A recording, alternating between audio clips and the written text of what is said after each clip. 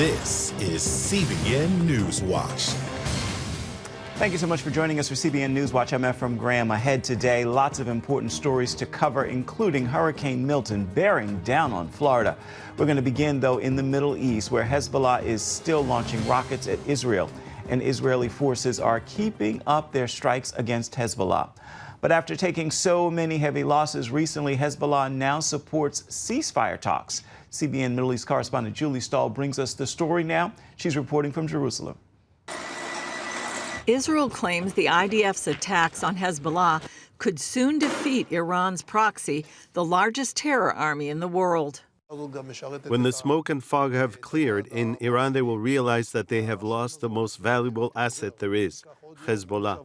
Tuesday, Prime Minister Benjamin Netanyahu delivered a message directly to the Lebanese people, calling on them to take this opportunity to overthrow the jihadists. We took out thousands of terrorists, including Nasrallah himself, and Nasrallah's replacement, and the replacement of his replacement. Today, Hezbollah is weaker than it's been for many, many years. Stand up and take your country back. Netanyahu recently made a similar plea to the Iranian people, imagining a day soon when Israel and Iran would be at peace. That could mean a whole new Middle East, with Israel forming alliances with peaceful Arab nations to live and prosper in the region. After suffering so many losses in leadership and munitions, Hezbollah is now calling for a ceasefire. And there's word that Iran is reportedly holding secret talks with the U.S. and Arab nations on a ceasefire that would end all fighting around Israel. Meanwhile, Israel continues its operations in southern Lebanon. IDF troops finding and destroying dozens of terror tunnels from which Hezbollah planned to launch October 7th-style attacks into Israel. We're investigating and destroying them. Rear Admiral Daniel Hagari described one recently discovered tunnel that went right under the border fence into Israel. We have updated that we have located and neutralized a tunnel about 25 meters long, which crossed about 10 meters beyond the fence into Israel. Julie Stahl, CBN News, Jerusalem. CBN News Middle East Bureau Chief Chris Mitchell joins us now to continue our look there. The Israeli Defense Forces discovered a Hezbollah terror tunnel inside sovereign Israeli territory. You were in a similar tunnel a few years ago. Describe what that was like. Well, we were in a very similar location to one Julie just reported on. It was literally dug out of bedrock, unlike many of the tunnels in the Gaza Strip that were basically dug in sand. It was about a mile long, Ephraim. It went probably a few hundred feet deep. It took 4 years to build, and just a remarkable engineering feat, and yet all designed to truly attack Israelis. At the time that we saw this tunnel, there was about 6 tunnels that they had uncovered, but you can see from this report that more tunnels have been dug by Hezbollah, all in an attempt to invade the upper northern Israel. What was the purpose of these tunnels? Well, they uncovered plans called Conquer the Galilee, and they wanted to do an October 7th attack, but on a much larger scale. They had hundreds, maybe thousands, well, similar to what Hamas did, but they wanted to go all the way and conquer the Galilee. They also wanted to murder, rape, pillage many of these communities on the northern border, and they also wanted to use those tunnels to take hostages back. And I wanted to say from this Julie's report is really remarkable what's happening. I think we're certainly seeing a game-changing and a turn in events here in the Middle East. Israel is keeping up the pressure on Hezbollah with airstrikes and ground operations. How much progress are they making? Well, they seem to be remarkable progress because of what's happening on the ground, and these reports we see of a possible ceasefire by Hezbollah and or Iran. The reports we see from the IDF, they're uncovering weapons caches in southern Lebanon, rocket launchers.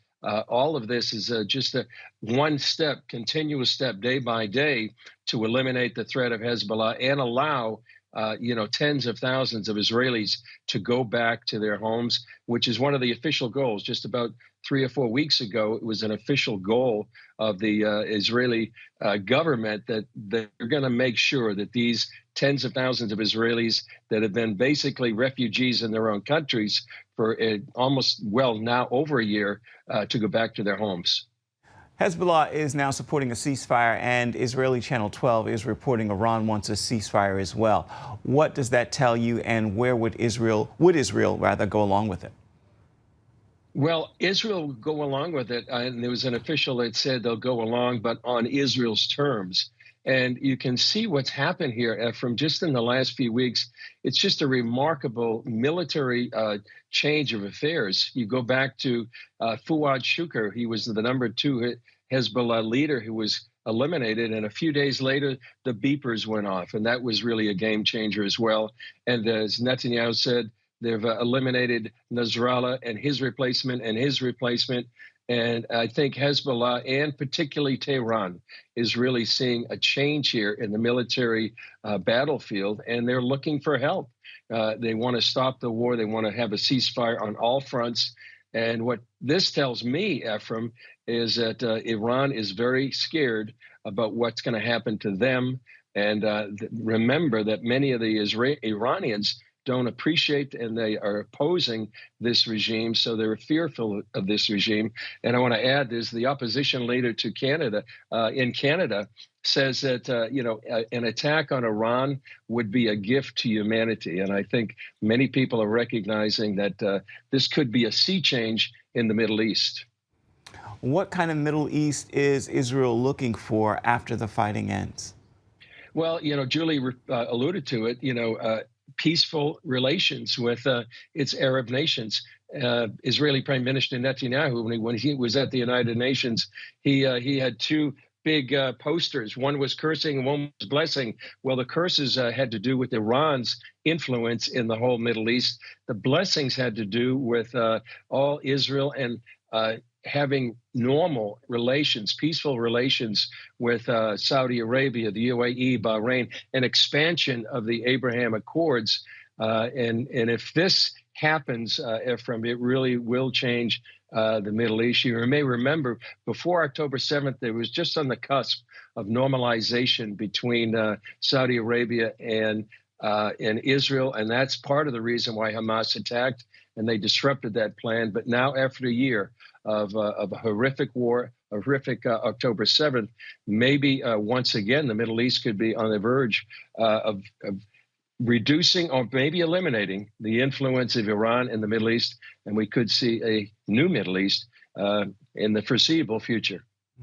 Our CBN News Middle East Bureau Chief Chris Mitchell, thanks as always for your insights. Stay safe and know that we're praying for you and our entire team in Israel as well. Thank you, Chris.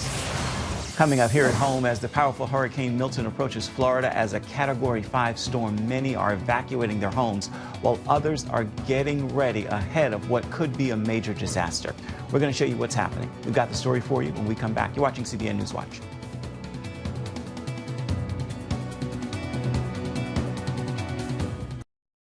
Hurricane Milton is on a direct collision course with Florida, intensifying into a dangerous Category 5 storm as it approaches the state's Gulf Coast, with forecasters predicting a potentially devastating storm surge of 10 to 15 feet.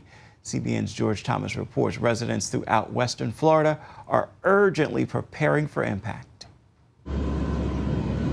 Hurricane hunters from the National Oceanic and Atmospheric Association got a taste of Milton's ferociousness as they flew into the storm Monday. Can we grab my phone real quick? The storm is forecast to make a direct hit on Tampa and St. Petersburg late Wednesday night or early Thursday morning. The forecast for Milton has not really changed very much. We're still expecting a powerful hurricane to reach the coast of Florida as we get into the late evening hours. In San Mateo County, Browning Pierce Elementary has turned its gymnasium into an evacuation center. Pastor Marquise Brinson of the Holy Word Revival Center is bringing some homeless individuals from her community here to seek shelter. I let them know the beginning yesterday when I rode around, hey, I'll be back to bring you guys in. And then so we decide to also make bags to keep them, sustain them for the next couple of days, along with hygiene bags. The urgency is palpable, with many praying for safety and for the storm's strength to diminish before landfall. Pastor Jane Hammond of Vision Church in Santa Rosa, Florida, posting on Facebook, asking the Lord to send a shearing wind from the north to disrupt the storm and cause it to diminish to a minimal storm before it lands. We hope and pray that our home's intact and everything's fine, and we can, even if some things are minor, hopefully that we'll get things taken care of. The big concern with Milton right now is storm surge. And in this purple area, basically from Pinellas County, Hillsborough County, Tampa Bay, Sarasota, Manatee County, somewhere in this region is going to experience 10 to 15 feet of inundation above ground level. This is destructive, life-threatening storm surge, not a safe environment to stay in. As the storm nears, Tampa residents like Karina Kobil are not taking any chances after recent experiences with flooding. With Helene, we had about 6 feet of water inside our home, and they're predicting the surge to be about 10 to 15 feet, which is twice as much as Helene. East of Tampa, in Clearwater Beach, residents there scrambling to remove debris from Helene. We're just trying to clear as much as we can out and just pray for the best. Venice resident Daniel Cruz and many others are stepping up to help, ready to weather the storm together. I was just overwhelmed by the Holy Spirit to just help others, help everybody as I can. And if I can help others to see that, that's what I'm here for. All in the glory of God. George Thomas, CBN News. While Florida prepares for Milton, people in North Carolina still have a lot of work to do to recover from the impact of Hurricane Helene. Several Operation Blessings teams are serving those who were hardest hit. CBN's Brody Carter is on the ground in the foothills of Appalachia, western North Carolina, where the storm left many homeless and without water. Operation Blessing is on the ground in one of the hardest hit areas of Swannanoa, North Carolina. They're currently putting up shelters and tents for people who need it most, and you can see why. Houses completely ripped away. This belonged to Toby Banks, who lives along the Swannanoa River, now living in tents on his property. Whose tent is this? This is my tent. So you're going to be living here now? That's right.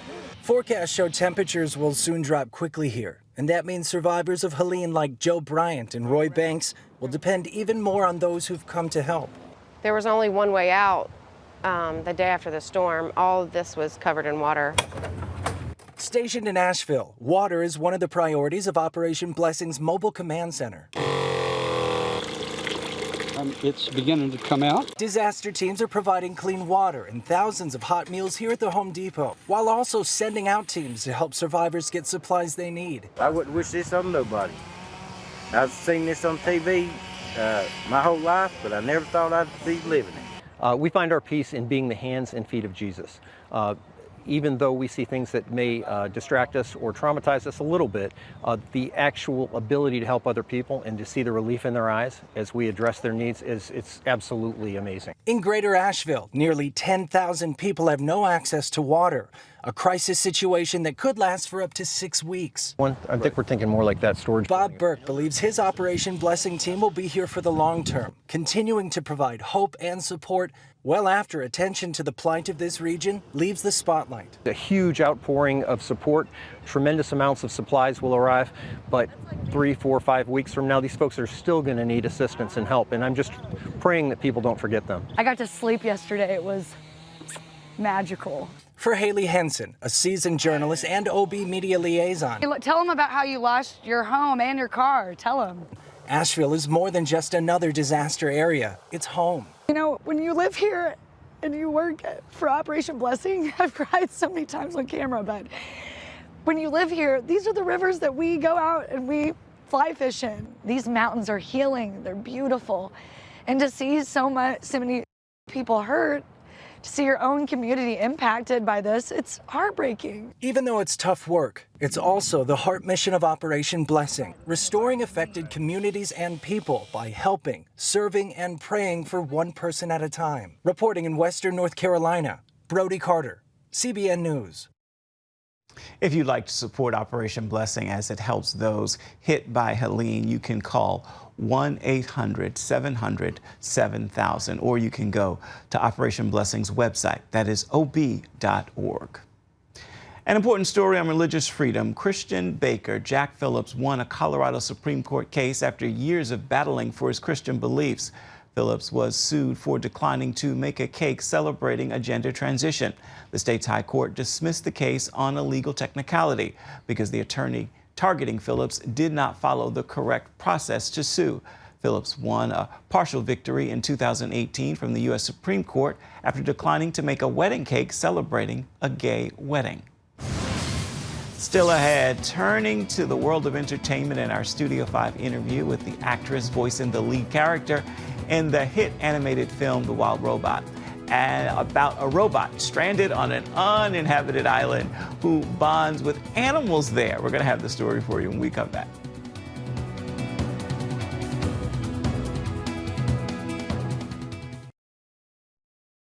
Welcome back to CBN NewsWatch. Actress Lupita Nyong'o is in the starring role of the new animated film The Wild Robot. She plays Roz 7134, a robot stranded on an island with animals and a baby goose. I am Rosm 7134. This gosling is yours. Negative. That gosling stalks me, emits noise, and makes simple tasks more complicated or impossible. Yeah, they do that. Did you spend a lot of time listening to Siri and Alexa at home to get us started? Yes, bingo!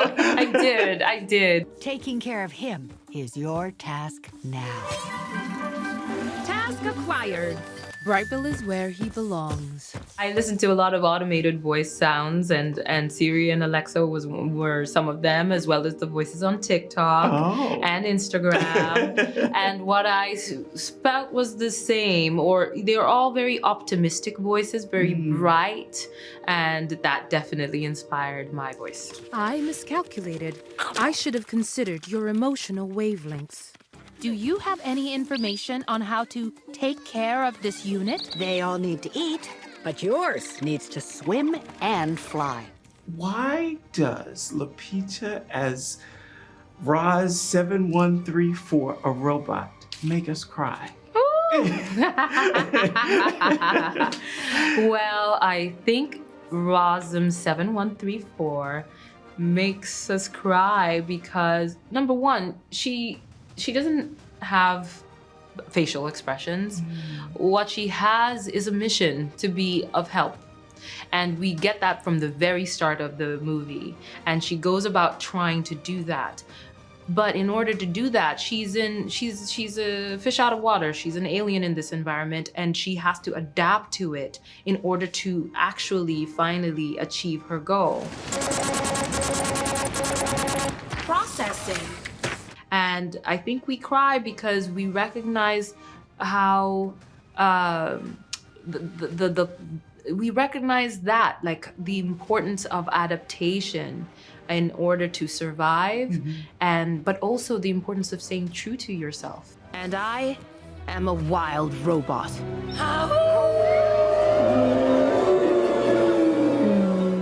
Sometimes adaptation seems like it's going to annihilate us, but in this story we see that it's not the case.